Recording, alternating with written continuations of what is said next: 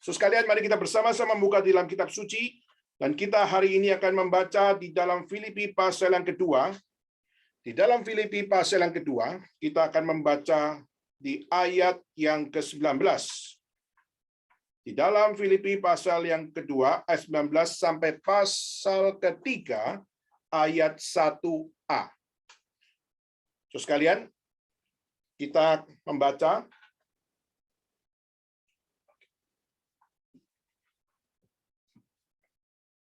Di dalam Filipi pasal yang kedua.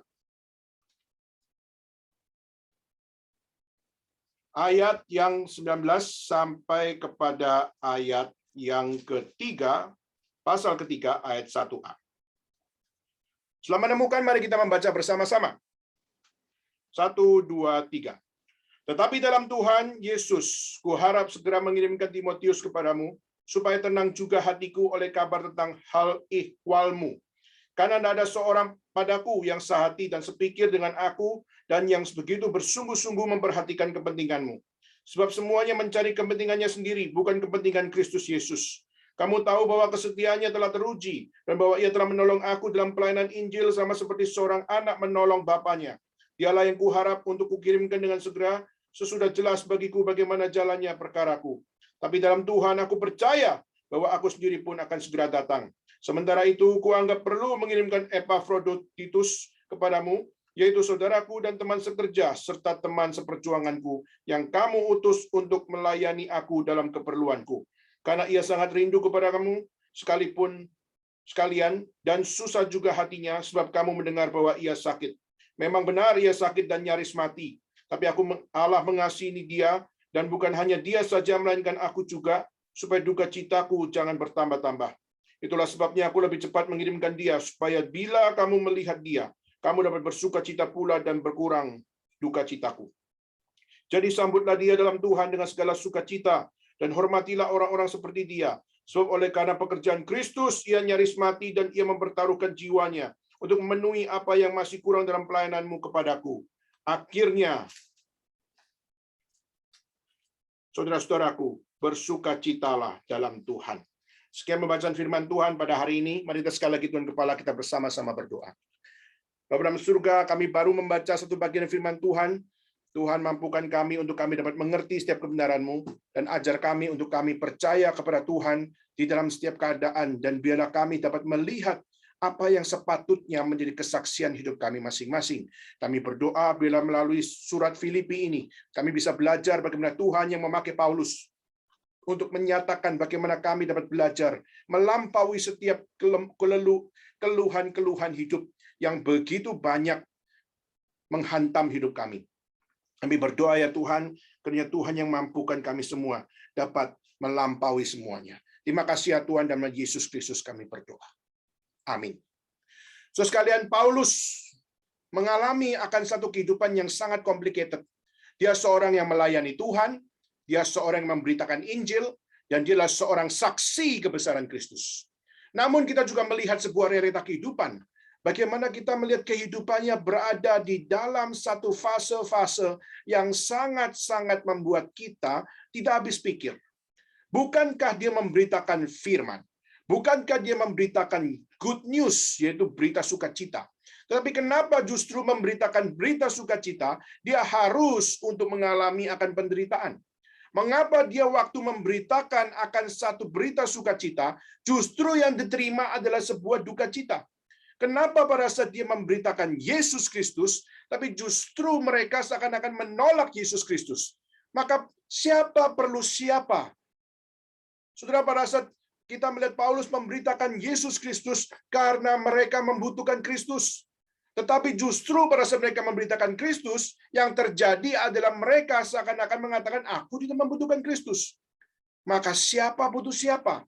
Sudah seringkali ini menjadi sesuatu pertanyaan. Sehingga akhirnya banyak sekali orang-orang yang non-Christian mengatakan bahwa orang Kristen itu orang kepo. Orang Kristen adalah orang yang terlalu mengurusi urusan orang lain.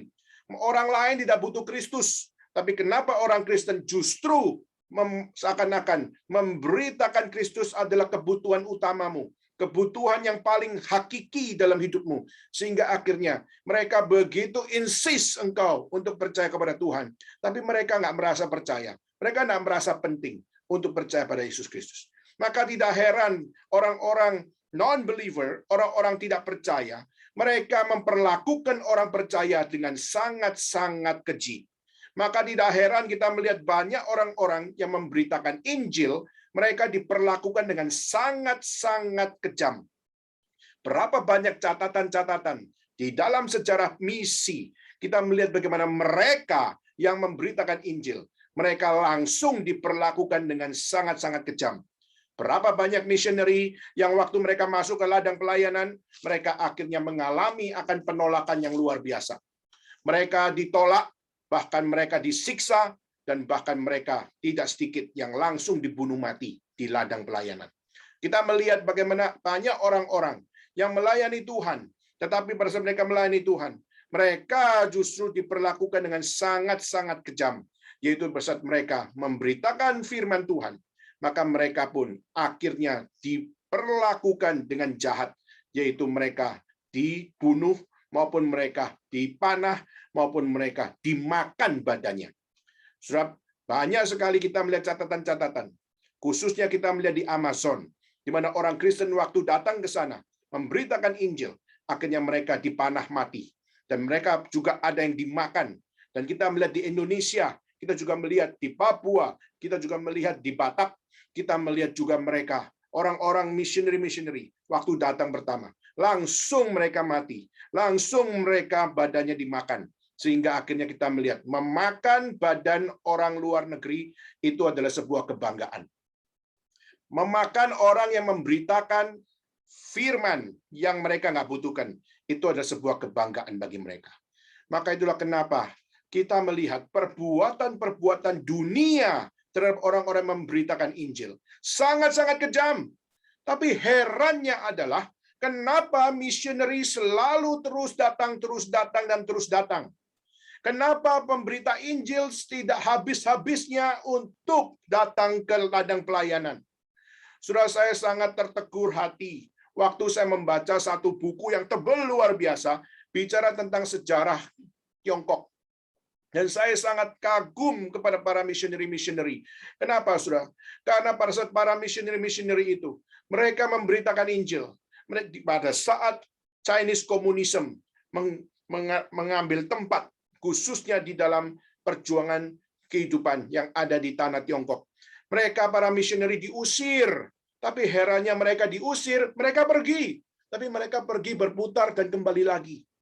Mereka pergi, tapi mereka melewati akan daerah-daerah di mana mereka bersembunyi, dan setelah itu mereka kembali lagi. Mereka tidak pulang ke negara mereka. Mereka tidak pulang ke tempat asal mereka. Mereka hanya berputar seperti bangsa Israel, dipimpin Tuhan untuk berputar di padang gurun 40 tahun. Dan kita melihat bagaimana para missionary ini mereka berputar dan akhirnya mereka kembali. Dan akhirnya kita melihat banyak sekali daerah-daerah di Tiongkok di mana kekristenan begitu kuat, begitu krusial, sehingga mereka menganggap bahwa komunisme tidak memiliki dampak lebih besar daripada kekristenan mereka. Saudara, kalau pergi ke satu daerah di namanya Wenzhou, dan di Wenzhou saudara akan melihat bagaimana gereja Tuhan sangat marak, seperti kalau kita melihat di Indonesia, jalan sedikit ada masjid, jalan sedikit sudah ada musola. Nah, saudara, di kota Wenzhou saudara akan menemukan bahwa jalan sedikit gereja, jalan sedikit gereja. Dan saudara akan menemukan begitu banyak gereja. Sehingga akhirnya ada orang yang mengatakan, Wenzhou itu adalah the new Jerusalem. Dan akhirnya mengatakan bahwa itulah tempat pengharapan bagi orang-orang percaya. Saudara, boleh setuju, boleh tidak setuju. Saya sendiri tidak akan berkata, Wenzhou adalah the new Jerusalem. Tetapi, satu hal yang terjadi. Kenapa bisa demikian? Karena di Wenzhou, kita melihat para missionary datang. Dan para missionary berjuang di situ. Dan waktu mereka diusir dan waktu mereka mengalami penderitaan, mereka diperlakukan tidak adil. Tapi mereka kembali. Saudara, di dalam keadaan Chinese Communism waktu itu, yang terjadi yaitu apa? Yang terjadi adalah sampai seorang ibu tidak bisa ngasih makan kepada anak. Kenapa? Karena Pada saat para misioneri diusir, maka orang-orang tentara-tentara daripada komunis, mereka merampas setiap harta daripada orang-orang yang ada di kampung-kampung, yang ada di tempat-tempat desa-desa. Dan mereka merampas setiap hasil kerja keras mereka, padi mereka, biji-bijian mereka, dan bahkan jagung mereka. Saudara, mereka dirampas semuanya hanya karena untuk mensuplai tentara-tentara punya makan dan sebagainya. Dan tentara-tentara itu dicatat dalam buku tersebut. Tidak peduli mereka makan apa. Yang penting tentara makan apa. Kenapa? Karena tentara penting luar biasa. Karena tentara adalah pejuang rakyat. Maka pejuang rakyat harus makan dulu. Rakyat boleh makan, boleh nggak makan. Tetapi pejuang rakyat harus makan. Maka di dalam komunisme, komrad atau yang namanya tentara itu adalah satu profesi yang paling agung. Maka itulah kenapa kita melihat waktu itu. Orang-orang di desa, orang-orang di kampung, waktu didatangi tentara-tentara ini, mereka mengalami apa? Mereka justru stres. Hidupnya mengalami akan satu kehidupan yang sangat complicated. Karena mereka sudah menghasilkan padi, mereka menghasilkan biji-bijian, mereka menghasilkan begitu banyak akan makanan dan maupun bahan-bahan dan sebagainya. Tapi semuanya dirampas oleh siapa? Dirampas oleh tentara-tentara daripada tentara merah. Sudah waktu itu mereka bergumul, bagaimana kasih makan anak, bagaimana kasih makan akan keluarga, dan sebagainya. Maka sudah tidak sedikit yang mereka lakukan, yaitu apa? Mereka memakan bekas-bekas jagung yang ada di pinggir jalan. Di mana bekas-bekas jagung itu digiling, setelah itu dijadikan sop, dan akhirnya dikasih makan kepada bayi-bayi mereka. Dan pada saat melihat bagaimana tidak ada daging, karena semua binatang-binatang, semua peliharaan mereka, babi, ayam, dan sebagainya, sudah dirampas oleh tentara merah. Sehingga akhirnya kita melihat yang terjadi yaitu apa? Yaitu di mereka akhirnya kehilangan akan satu bahan makanan daging. Dan sudah pada saat itu yang terjadi yaitu mereka melukai dirinya. Yaitu mereka memotong tangannya untuk dimasak bagi orang lain. Dan orang lain potong tanganmu untuk kasih makan bayiku, untuk kasih makan keluargaku. Kenapa? Karena secara pribadi aku tidak mungkin mau memakan tubuhku sendiri. Tapi untuk memakan tubuh orang lain, saya masih memiliki akan satu hal, yaitu apa? Masih lebih berani. Dan akhirnya itu sampai terjadi dan tercatat di dalam sejarah. Saudara, dan waktu mereka sampai potong tangan, mereka sampai potong akan tubuh mereka untuk kasih makan bayi, untuk kasih makan keluarga dan sebagainya. Saudara, itu penderitaan yang luar biasa. Dan saudara, penderitaan seperti itu seringkali akan juga memberikan satu dampak, yaitu apa? Mereka bertanya, Tuhan, Engkau ada di mana? Tuhan, aku sudah jadi Kristen, tapi kenapa tentara merah seakan-akan lebih berkuasa daripada saya? Kenapa saya sudah bekerja keras, tapi hasil kerja kerasku diambil oleh mereka? Kenapa saya sudah melakukan hal yang benar, tapi justru tidak diapresiasi dengan benar? Sudah waktu itu mereka mengalami goncangan iman yang luar biasa. Dan mereka sangat kecewa, kenapa? Karena misioneri-misioneri itu, mereka sudah memberitakan Injil kepada mereka, tapi mereka justru diusir keluar, dan mereka tidak bisa kembali. Sudah, pada saat saya mendengar kisah ini, saya sangat tertegur hati. Yaitu pada saat mereka berjuang, mereka berharap bagaimana hamba Tuhan ada bersama-sama dengan mereka. Tapi di mana hamba-hamba Tuhan itu? Mereka sangat berharap ada yang menguatkan, mereka sangat berharap ada yang memberikan akan perhatian, mereka sangat berharap ada yang memberikan akan satu kekuatan, tetapi di mana mereka? Hari ini kita melihat masih ada WhatsApp, masih ada WeChat, dan masih ada media sosial untuk kita bisa untuk menyatakan perhatian. Tapi pada waktu itu, di mana? Nah, saudara, kira-kira kita juga bisa melihat apa yang dialami Paulus juga sama. Paulus di dalam penjara di Roma, di mana dalam penjara di Roma dia diperlakukan dengan sangat-sangat tidak adil karena dia dianggap kriminal padahal dia adalah pemberita Injil. Dan kita melihat waktu dia adalah seorang yang dimasukkan dalam penjara, dia tidak bisa melakukan apa-apa. Dia hanya berada dalam satu ruangan yang gelap, ruangan yang becek dan ruangan yang lembab dan ruangan yang tidak memiliki pencahayaan yang baik. Dan hidup di situ bertahun-tahun. Sudah coba pikir, apa yang bisa dikatakan sebagai sebuah pengharapan? Sudah, tetapi tadi saya singgung tentang apa yang terjadi di China, khususnya pada saat mereka kehilangan pengharapan. Missionary yang diusir itu, mereka berputar berbulan-bulan. Setelah itu mereka kembali. Dan waktu para missionary itu kembali, orang-orang yang ada di kampung itu, yang ada di desa-desa itu, mereka kaget. Kenapa? Karena selama ini mereka mengumpat Tuhan, mereka mempertanyakan Tuhan, dan bahkan mereka menanyakan, Tuhan, kalau Engkau penuh kasih, mengapa pemberita Injil sekarang mencari aman dengan mereka pergi? Kenapa pemberita Injil justru mereka tidak bersama-sama dengan kami menderita bersama, tapi mereka bisa pulang ke tempat mereka masing-masing? So sekalian, waktu itu tidak ada WeChat, tidak ada WhatsApp, tidak ada Zoom dan sebagainya. Maka keadaan seperti itulah satu keadaan yang sangat paceklik di dalam kehidupan mereka. Tapi para satu missionary itu berputar dan akhirnya kembali dengan ilegal. Dan waktu dia datang dan akhirnya kembali, sudah melihat bagaimana jemaat-jemaatnya, orang-orang Tiongkok, di mana mereka semua yang percaya pada Tuhan, akhirnya berjuang hidup dengan sampai memotong tangannya, menguliti tubuhnya sendiri untuk kasih makan.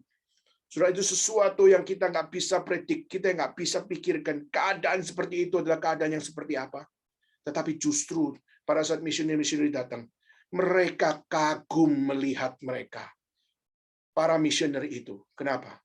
Karena dia tidak cari aman, dia mau datang kembali. Meskipun dia berbulan-bulan tidak ketemu lagi, tapi dia datang lagi dan dia menguatkan dan dia memakai setiap apa yang dia bisa lakukan untuk bisa membawa bala bantuan dan memberikan pengharapan bagi mereka. Maka melalui pelayanan mereka, mereka melihat Kristus mengasihi mereka. Melalui pelayanan mereka, mereka melihat Tuhan peduli kepada mereka. Dan melihat pelayanan mereka, mereka mengalami sukacita. Dan mungkin saudara ini berkata, kenapa Pak Daniel menceritakan tentang kondisi ini? Mengapa Pak Daniel menceritakan tentang apa yang terjadi di China, khususnya pada saat di zaman Chinese Communism dimulai? Saudara, menunjukkan bahwa apa? Di dalam setiap kondisi apapun, yang paling berat sekalipun, kita melihat iman kekristenan sangat relevan. Untuk apa?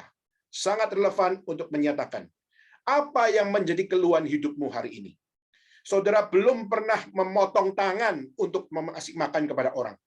Saudara belum sampai berdarah-darah untuk memberikan pengharapan kepada orang. Apa yang dilakukan oleh orang-orang khususnya di zaman Chinese Communism, mereka sebagai orang percaya, mereka sebagai orang Kristen yang sederhana, tapi mereka belajar bagaimana menghadapi setiap kehidupan-kehidupan itu. Dan mereka akhirnya menemukan bahwa sukacita yang terbesar adalah di saat mereka sungguh-sungguh melihat betapa menakjubkannya berita Injil di dalam hidup mereka masing-masing.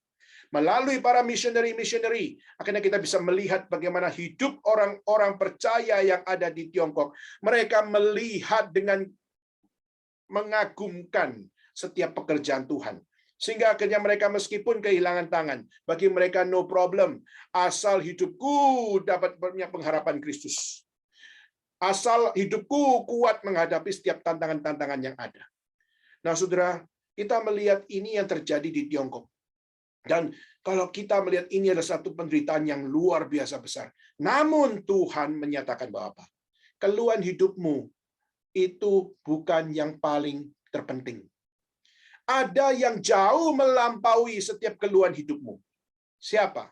Yaitu Kristus. Apa? Yaitu Injil. Bagaimana? Yaitu melalui setiap kehidupan kita, kita menyerupai Kristus. Kita meneladani Kristus. Dan kita menjalankan setiap apa yang Tuhan lakukan. Maka disitulah sukacita akan senantiasa terpancar di dalam hidup orang percaya. Maka saudara, Paulus adalah seorang yang memberitakan Injil. Dan jauh sebelum Chinese Communism, Paulus memberitakan Injil dan dia dipenjarakan dan dia diperlakukan dengan sangat kejam. Tetapi dia tetap dengan setia memberitakan Injil. Bahkan saudara, kita tadi membaca, khususnya pasal kedua. di dalam ayat yang ke-19. Kita melihat bagaimana seorang Paulus peduli dengan jemaat yang ada di Filipi. Seorang Paulus tetap peduli kepada setiap jemaat yang meskipun dia tidak kunjungi karena dia berada dalam satu masa lockdown. Dia di lockdown di dalam penjara. Dia tidak bisa kemana-mana. Dia cuma bisa berada di penjara saja. Dia tidak bisa punya kebebasan untuk pergi ke sana dan kemari. Tapi di dalam posisi dia di lockdown, dia tetap menyatakan akan kepeduliannya kepada mereka yang jauh di sana. Salah satunya adalah Filipi. Maka sudah waktu itu kita tahu, Paulus ditemani oleh seorang Timotius. Dan pada saat jemaat Filipi sangat menginginkan adanya pengajaran, menginginkan adanya kepedulian dan relasi daripada Paulus kepada mereka. Maka jemaat Filipi tercatat, yaitu apa? Jemaat Filipi, mereka mengumpulkan uang. Mereka mengumpulkan material support. Untuk apa? Untuk bisa mendukung Paulus menulis surat, untuk mendukung kebutuhan daripada Paulus, dan juga bagaimana menguatkan setiap apa yang menjadi kebutuhan Paulus bisa disiapkan oleh Timotius di sana. Ya, saudara, dia mengirimkan material support, dan dia juga mengirimkan akan Epaphroditus. Untuk apa? Untuk bisa memberikan kekuatan kepada Paulus di sana. Nah, saudara, kita melihat bagaimana mereka mengasihi Paulus. Mereka mengasihi akan guru mereka, mengasihi hamba Tuhan mereka, mengasihi missionary mereka, mengasihi akan hamba Tuhan mereka. Dan kita melihat bagaimana mereka mengasihi Paulus dengan begitu penuh cinta kasih. Sehingga Epaphroditus, orang yang juga sangat dikasihi oleh jemaat Filipi, justru mereka relakan Epaphroditus untuk apa? Untuk pergi ke Roma. Mereka tahu waktu seorang Epaphroditus untuk dikirim ke Roma, dia akan melewati sebuah perjalanan yang panjang. Dia akan melewati tantangan-tantangan yang ada. Apalagi kalau tahu bahwa dia adalah anak buahnya dari Paulus. Maka di Roma dia juga bisa disiksa.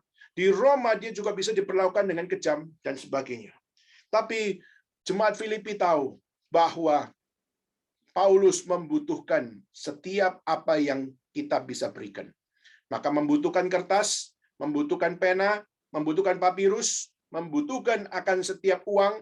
Maka di sini jemaat Filipi mengumpulkan dan akhirnya memberikan support dan mengirimkan Epaphroditus untuk dapat membawa setiap apa yang dibutuhkan ini untuk sampai kepada Paulus. Saudara, dan tercatat di dalam ayat 26, yaitu apa? Pada saat Epaphroditus berjalan menuju ke sana pun, dia juga mengalami satu kondisi kritis, yaitu apa? Dia sakit.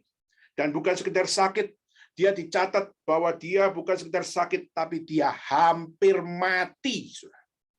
Berarti ada resiko, berarti ada satu tantangan, ada satu hal yang menjadi pergumulan, khususnya pada saat kita melihat Epaphroditus mengalami kesusahan. Dan saudara, Epaphroditus pun juga stres. Kenapa? Karena waktu orang lain tahu, khususnya jemaat Filipi tahu, kalau dia sakit. Dia tahu jemaat Filipi sangat mengasihi dia. Sehingga dia pun tahu bahwa jemaat Filipi pun peduli kepada dia. Dan sangat care kepada dia. Nah, saudara, kalau kita melihat, ini adalah satu keindahan di dalam sebuah komunitas gereja Tuhan. Bagaimana kita melihat Paulus, dia mengasihi dan dia sangat memperhatikan setiap orang-orang yang berada di dalam Tuhan. Dia mengasihi jemaat Filipi. Dia mengasihi orang-orang yang melayani di Filipi. Dan kita juga melihat jemaat Filipi mengasihi Paulus. Dan juga jemaat Filipi mengasihi akan setiap orang-orang yang melayani di rumah Tuhan. Dan juga mengasihi setiap mereka yang berada di penjara. Dan juga sudah bukan itu saja, jemaat Filipi pun juga mengasihi Epaphroditus. Sehingga meskipun dia harus merelakan Epaphroditus pergi ke Roma dan mengalami sakit dan bahkan hampir mati sekalipun, mereka tetap dengan penuh cinta kasih dan penuh dengan kepedulian. Mereka memperhatikan mereka akan Epaphroditus. Dan kita juga melihat Epaphroditus pun mengasihi jemaat Filipi. dan mengasihi akan setiap mereka yang mendukung dalam pelayanannya. Saudara, Paulus adalah orang yang sangat-sangat bergumul, saudara. Kenapa? Karena dia di dalam usia tuanya. Dia di satu sisi ada Timotius yang membantu. Tapi saudara, jika bertahun-tahun orang yang sama menjadi orang yang terus membantu dia, maka pasti seorang yang bernama Timotius itu juga bisa stres. Kenapa? Karena menjadi seorang penjaga orang tua yang terus-menerus, maka dia tidak ada libur, tidak ada yang namanya sebuah weekend, tidak ada yang namanya satu istirahat. Dia selalu harus full-timer untuk menjadi seorang yang menjaga hamba Tuhan, menjaga seorang missionary, dan menjaga setiap guru yang Tuhan panggil khususnya untuk menjadi berkat bagi mereka. Kita melihat seorang Timotius pun harus memakai waktunya untuk menjadi seorang hamba bagi seorang Paulus. Tapi kita juga melihat Epaphroditus pun dikirim oleh jemaat Filipi. Dan akhirnya jemaat Filipi kehilangan Epaphroditus. Kenapa? Karena Epaphroditus justru dikirim ke Roma mendampingi Paulus. Jadi Paulus seorang tua dan didampingi Timotius dan juga didampingi seorang bernama Epaphroditus.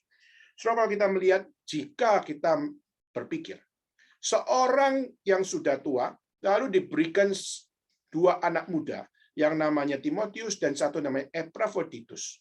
Menurut saudara, apakah ini sesuatu yang akan menyenangkan hati Paulus? Saya yakin dan percaya ini sangat menyenangkan hati Paulus.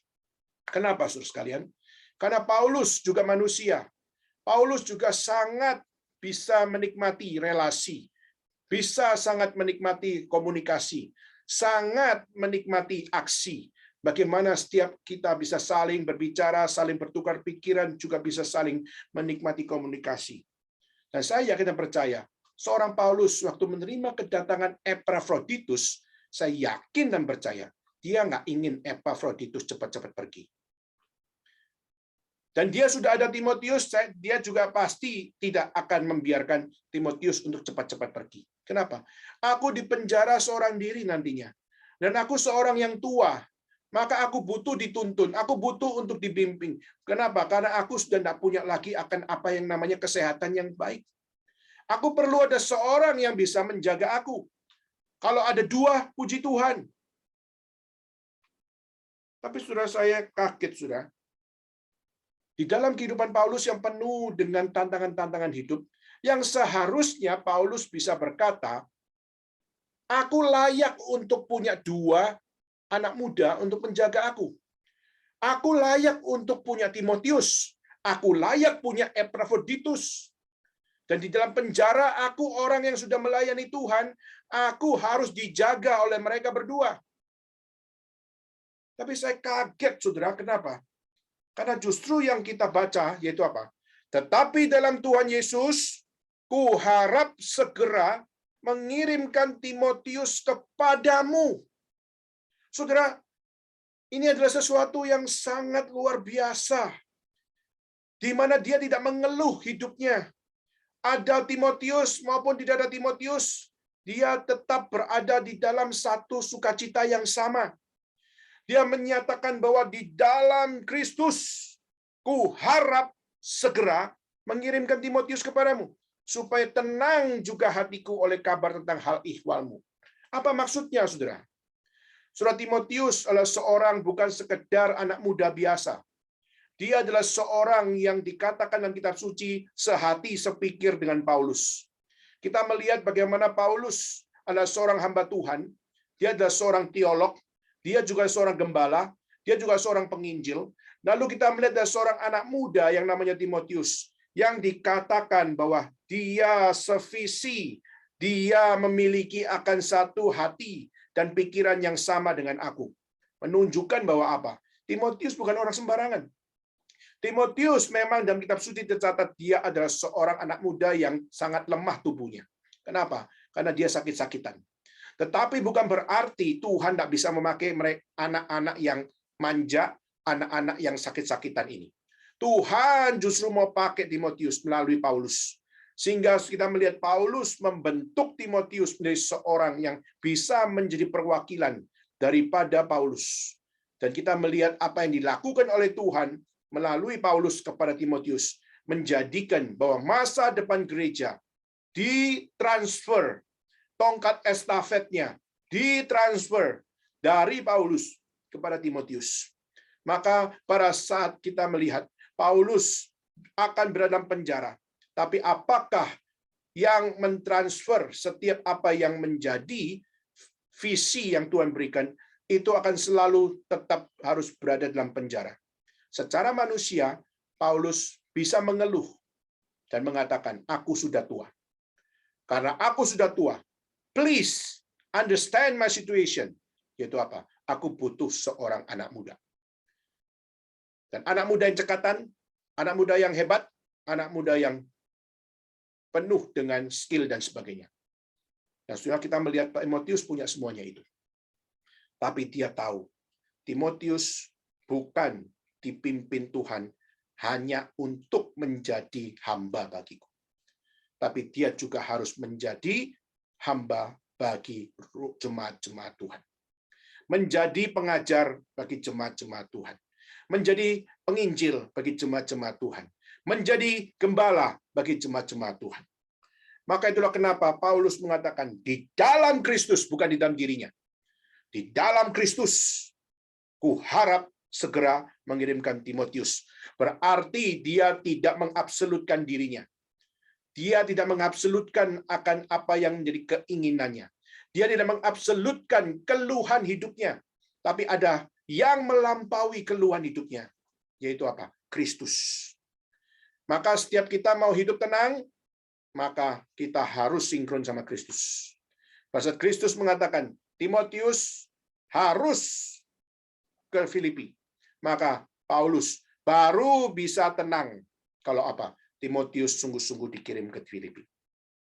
Maka jika tidak dikirim, maka dia pasti, meskipun dalam penjara ada Timotius, tapi dia tidak akan pernah tenang sebagai orang percaya. Maka saudara, saya sangat kagum karena keluhan hidup dapat dilampaui oleh Paulus. Kenapa? Karena dia taat kepada Kristus lebih daripada keinginan dirinya. Dan bukan hanya itu saja. Ayat 20 dikatakan, karena tak ada seorang padaku yang sehati, yang sepikir dengan aku, dan yang begitu bersungguh-sungguh memperhatikan kepentinganmu. Saudara, bagi Paulus, Timotius adalah orang yang sangat berhikmat, sangat berbijaksana, dan orang yang punya kesungguhan, bukan cuma peduli untuk melayani akan Paulus, tapi seorang Timotius pun juga mau melayani jemaat Filipi. Tanpa disuruh, tanpa dipaksa, dia pun care terhadap jemaat di Filipi. Menunjukkan bagaimana ini adalah pimpinan Tuhan. Menunjukkan bahwa Paulus harus rela melepaskan apa yang Tuhan lakukan kepada Timotius untuk apa? Untuk jadi berkat di Filipi. Maka saudara, maka ini menjadi sesuatu yang sangat-sangat indah, di mana keluhan hidup bisa dilampaui di saat kita setia kepada Kristus. Di saat kita tidak setia kepada Kristus, maka kita akan selalu hidup di dalam keluhan-keluhan hidup yang tidak akan pernah terselesaikan. Saudara, kenapa perlu ada ayat seperti ini? Saudara, ayat 21 dikatakan apa? Sebab semuanya mencari kepentingannya sendiri, bukan kepentingan Kristus. Saudara, ini menjadi sesuatu pukulan bagi kita, menjadi pukulan bagi orang-orang percaya. Hari ini kita percaya pada Kristus. Hari ini kita percaya kepada Tuhan, kita percaya dan kita pergi ke gereja, kita ikut ibadah online dan sebagainya. Tapi kita tidak di dalam kepentingan Kristus. Kita berada dalam kepentingan yang bukan memuliakan Tuhan. Tapi kita berada dalam satu kepentingan. Dan kepentingan kita adalah kepentingan diri kita sendiri. Saudara, minggu lalu saya men-sharingkan akan satu hal. Kenapa Tuhan memanggil kita untuk menjadi terang dunia? Kenapa Tuhan memanggil kita untuk memancarkan kemuliaan Tuhan? Yesus berkata dari mulutnya sendiri, pelita tidak diberikan untuk menyinari tempat yang tersembunyi. Pelita harus ditaruh di tempat yang menerangi semua tempat. Maka ditaruh di satu kamar, pelita harus menerangi seluruh apa yang ada di kamar itu. Maka Yesus mengatakan, pelita jangan disembunyikan di bawah gantang. Pelita jangan disimpan di bawah tempayan. Pelita jangan disimpan di akan bawah kolong tempat tidur. Dan pelita jangan ditaruh di bawah akan kolong rumah. Saudara, kenapa ada 4 hal ini? Pelita jangan taruh di tempat gantang. Yaitu apa? Gantang itu adalah keranjang tempat biji-bijian orang di zaman itu, mewakili makanan. Jangan pelita menjadi sesuatu yang tidak penting dan makanan lebih penting. Tempayan adalah tempat air. Jangan pelita dianggap tidak penting dan minuman jauh lebih penting. Pelita jangan taruh di bawah tempat tidur. Jangan pelita tidak dianggap penting. Keluarga lebih penting. Istri lebih penting. Suami lebih penting. Anak lebih penting. Dan bagaimana pelita jangan disembunyikan di bawah kolong rumah adalah harta. Di mana harta di zaman itu ditaruh di bawah kolong rumah. Maka, saudara, jangan pelita tidak penting, harta lebih penting. Saudara, ini menunjukkan apa yang dikatakan Yesus bukan kontradiksi satu dengan yang lain. Meskipun waktu kita lihat 4 hal ini dibicarakan di ayat-ayat yang berbeda-beda. Tapi kita percaya ini statement dari Yesus Kristus. Menyatakan bahwa jangan Injil digantikan dengan makan dan minummu. Jangan Injil diganti dengan keluargamu. Jangan Injil diganti dengan apa yang namanya hartamu. Karena Injil jauh melampaui semua itu. Maka sudah hari ini pun kita melihat apa yang ada di dalam kitab suci. Yaitu Paulus. Dia berhak sebagai orang tua, dia dijaga sampai mati. Dia berhak sebagai orang tua, dia diperhatikan sampai mati. Dan dia sebagai seorang tua, dia pun berhak untuk berkata apa? Aku harus dipelihara sampai mati. Kenapa? Aku berjasa bagimu. Aku berjasa bagi gereja ini. Aku berjasa bagi semua. Tetapi saudara, kita melihat Paulus enggak. Paulus rela melepaskan Timotius. Jadi berkatlah Timotius di Filipi. Saudara, saya sangat kagum kepada Paulus. Dia mengirimkan Timotius dengan kasih dan perhatian karena kepentingan Kristus, bukan kepentingan pribadi. Hari ini, mari kita bertanya, saudara dan saya sebagai orang percaya, masihkah kepentingan pribadimu mengontrol seluruh kehidupanmu? Apakah itu makan dan minum? Apakah itu adalah keluargamu? Dan apakah itu adalah hartamu? Saudara, Paulus mengirimkan Timotius melepaskan mereka di dalam Kristus. Supaya apa? Dia tidak egois pada dirinya. Dia supaya tenang hatinya. Supaya tenang hatinya yaitu apa? Dia tidak egois. Padahal dia berhak sebagai orang tua. Tetapi dia tidak egois pada dirinya. Saudara, kedua, kenapa dia mengirimkan Timotius? Melepaskan Timotius. Karena dia melakukan ini bukan hanya sekedar untuk dia tidak egois. Kedua adalah karena dia melakukan demi jemaat Filipi. Supaya jemaat Filipi bersuka cita, menerima kembali pengajaran, menerima kembali akan pembinaan, menerima kembali akan satu sukacita di dalam melayani Tuhan. Dan mereka semua bisa bersama-sama bertumbuh. Mereka bisa bersama-sama lebih menikmati kembali akan satu kekristenan yang ada dalam hidup mereka. Dan tadi saya sudah katakan, bagi Paulus, Timotius adalah seorang yang sehati, sepikir, dan sungguh-sungguh. Kata yang dipakai untuk sehati dan sepikir adalah apa? Di dalam bahasa Yunani namanya isopsukon. Isopsukon. Apa artinya isopsukon? Yaitu adalah sejiwa. Satu jiwa dengan Paulus. Jadi dia sungguh-sungguh adalah orang yang bisa diandalkan untuk meneruskan pelayanan daripada Paulus. Saudara, Paulus sangat memiliki sebuah humility. Dia sangat peduli kepada jemaat Filipi, sehingga dia memberikan akan satu akses. Timotius, pergilah ke Filipi di dalam Kristus. Tapi dia juga mengatakan apa? Aku juga mengirimkan Epaphroditus untuk apa? Kembali ke Filipi.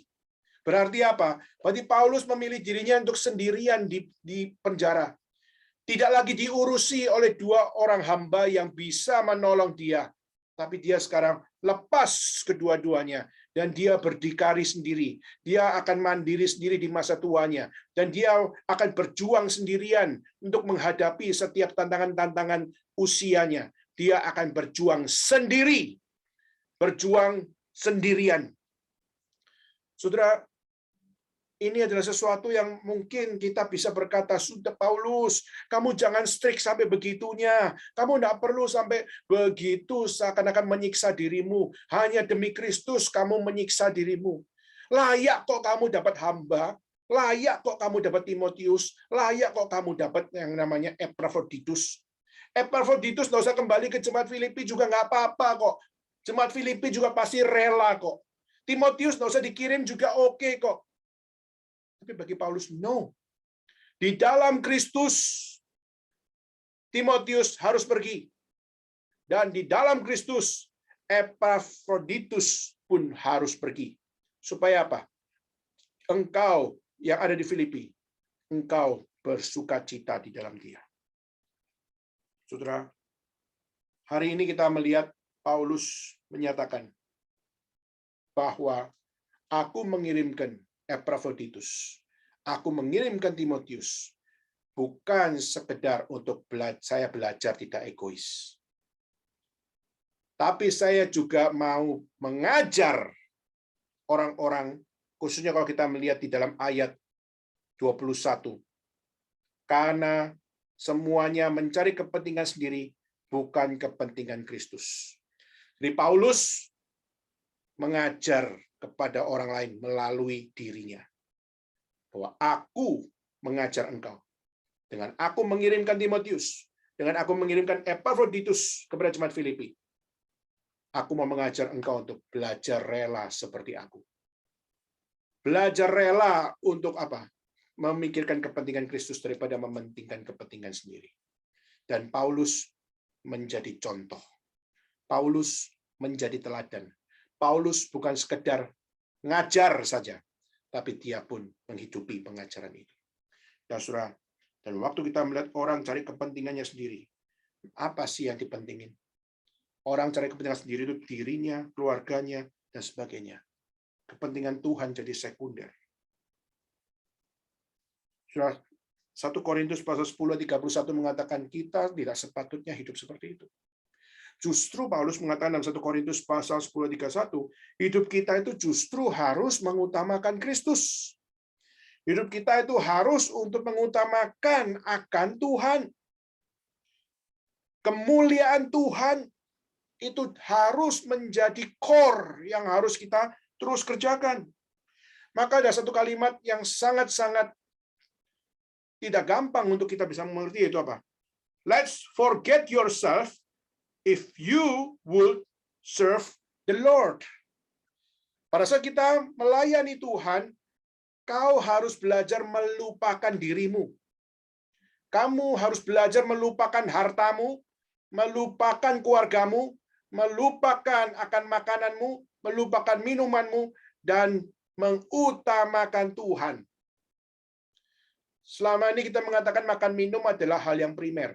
Punya uang itu adalah hal yang primer. Punya keluarga adalah hal yang primer. Yes, dunia menilai itu adalah primer. Tapi justru Alkitab mengatakan, no, itu cuma secondary. Karena makanan primer yang sejati, minuman primer yang sejati, keluarga primer yang sejati, dan yang namanya harta yang primer yang sejati, itu ada pada Tuhan Allah. Maka yang ada dalam dunia ini cuma secondary. Maka waktu kita masih kecil, kita sekolah diajaran makanan primer kita adalah susu, makanan primer kita adalah telur, makanan primer kita adalah buah-buahan. Betul, sudah 4 sehat 5 sempurna. Tetapi sudah hal yang juga harus diingat yaitu apa? Itu hanya sebatas keduniawian. Tetapi justru Tuhan katakan bahwa hal yang lebih daripada duniawi adalah sesuatu yang rohani. Dan yang rohani adalah apa? Yang rohani adalah Tuhan. Kemuliaan Tuhan. Itu yang harus menjadi hal yang utama. Nah, saudara, dan mungkin kita perlu bertanya, saudara. Kita sama-sama hari ini adalah orang-orang Kristen yang sejaman. Pertanyaannya, saudara, Kristen yang macam apa? Saudara, hari ini adalah orang Kristen yang peduli dengan kemuliaan Tuhan. Mengutamakan kemuliaan Tuhan. Atau kita adalah yang mengutamakan makan minum, mengutamakan keluarga, mengutamakan akan apa yang namanya harta. Saudara sekalian, di dunia ini orang yang memiliki kepedulian kepada makan dan minum adalah orang yang peduli dengan survival. Orang yang peduli pada keluarga, mengutamakan keluarga, adalah orang yang sangat menikmati apa yang namanya sebuah relasi kehidupan. Dan orang yang memiliki harta adalah orang yang memiliki jaminan. Tapi pertanyaannya, apakah semua itu membawa engkau ke surga? Apakah dengan makan kamu bisa sampai ke surga? Apakah dengan minum engkau bisa sampai ke surga? Di saat engkau memiliki keluarga dan engkau mengutamakan keluarga, engkau akan sampai ke surga. Dan atau di saat sudah memiliki harta, hartamu akan membawa engkau ke surga. Saudara, apa yang dipikirkan dunia ini baik. Bisa makan, bisa minum itu baik. Bisa punya keluarga dan mengutamakan keluarga, family man, itu baik. Dan bahkan memiliki harta itu juga sesuatu yang baik.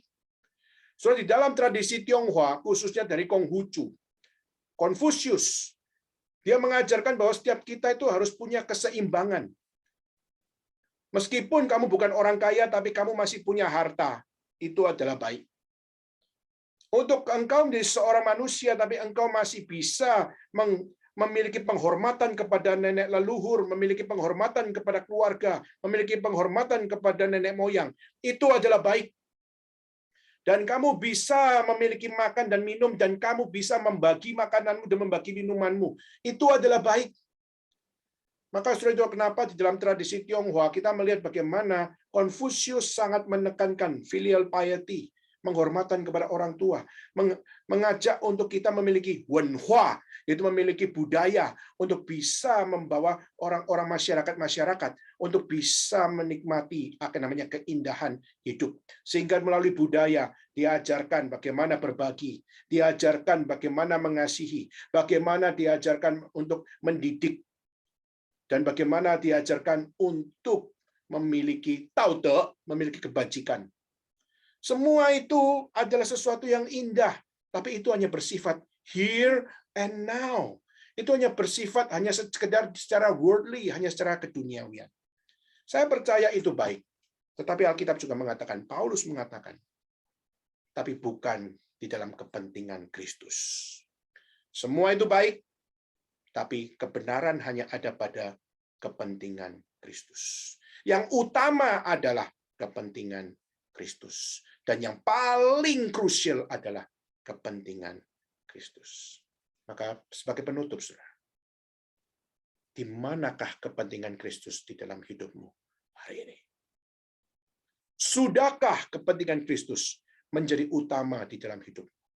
Siapkah engkau di dalam kepentingan Kristus melepas makanan, melepas minuman, melepas keluarga, melepas harta, demi pelita bersinar sampai ke seluruh tempat?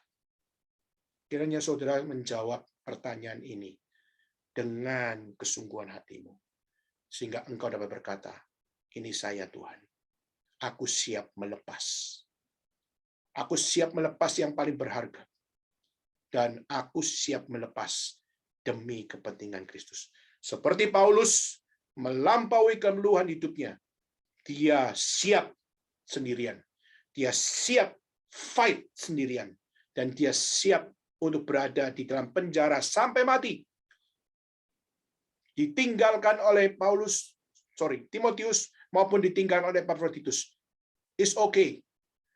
Karena Kristus menjadi utama dan aku mengutamakan dia. Dia tidak akan ingkar janji. Dia akan memimpin seluruh hidupnya di dalam kemuliaan Tuhan. Kiranya Tuhan menguatkan saudara dan saya di era pandemi ini.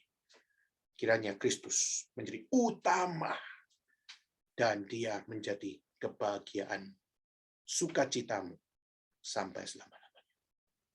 Amin. Mari kita bagi berdiri dan kita bersama-sama berdoa. Terima kasih ya Tuhan. Kami sangat bersyukur kalau Tuhan Engkau memberikan teladan bagi kami. Kristus adalah teladan sempurna kami. Dan kami belajar dari Paulus untuk meneladani Engkau ya Tuhan. Mengutamakan Engkau ya Tuhan. Sehingga demi Engkau dia rela dipenjarakan. Demi Engkau dia rela melepaskan haknya. Sebagai orang yang sudah berumur, sepatutnya dijaga oleh anak muda. Tapi justru Paulus di dalam Kristus rela melepaskan Timotius, rela melepaskan Epaphroditus demi pelayanan, demi pekerjaan Tuhan. Dan kami sangat bersyukur ya Tuhan. Kalau Tuhan menunjukkan kepada kami bagaimana Paulus tidak egois pada dirinya, tidak mementingkan dirinya, tapi lebih mementingkan Kristus.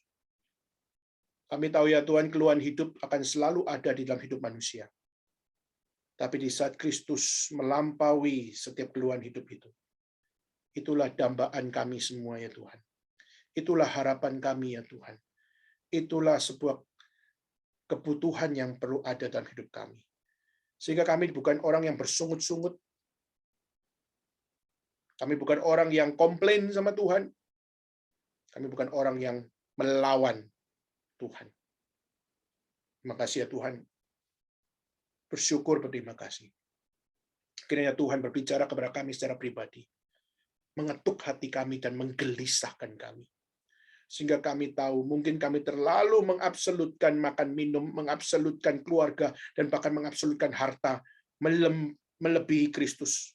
Padahal kami tahu Kristus tidak mungkin dapat dilampaui oleh semua itu. Ampunilah kami ya Tuhan. Dan jangan kami ditinggalkan oleh Tuhan. Tapi mohon Tuhan, bawa kami ke jalur yang benar. Bahwa kami mengingat apa yang sepatutnya utama. Dan biarlah Tuhan, Engkau yang menyertai kami sampai akhir hidup kami. Terima kasih Tuhan atas firman Tuhan, yang sekali lagi mengetuk hati kami. Biarlah Tuhan, kami berkata, ini kami Tuhan. Ini saya Tuhan. Kami mau mengikut Engkau dengan benar. Di dalam Injil Tuhan yang melampaui keluhan hidup. Dan kami percaya Kristus satu-satunya. Terima kasih ya Tuhan, inilah doa seru kami yang kami panjatkan. Di dalam nama Yesus Kristus kami berdoa dan mengucap syukur. Amin.